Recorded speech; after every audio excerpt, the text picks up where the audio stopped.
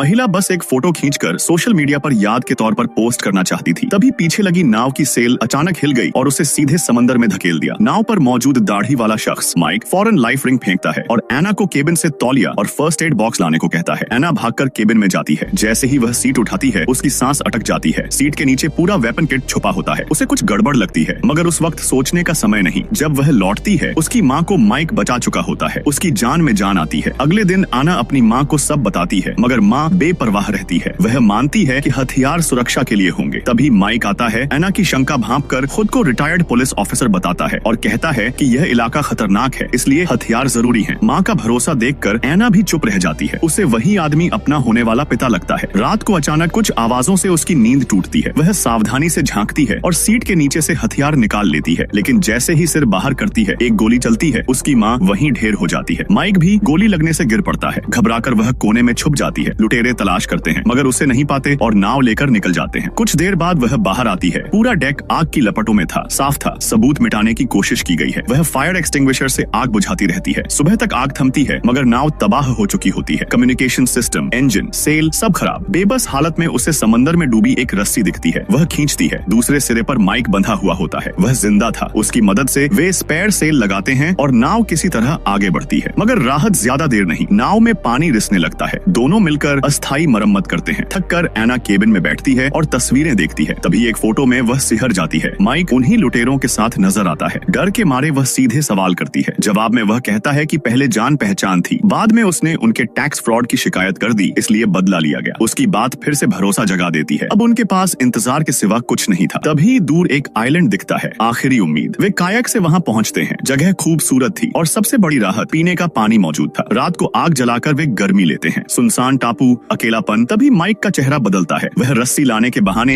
एना को पास बुलाता है और एक झटके में उसे बांध देता है। अब वह नकाब उतार देता है। जेब से एक ड्रिल बिट निकालते हुए उसकी ओर बढ़ता है।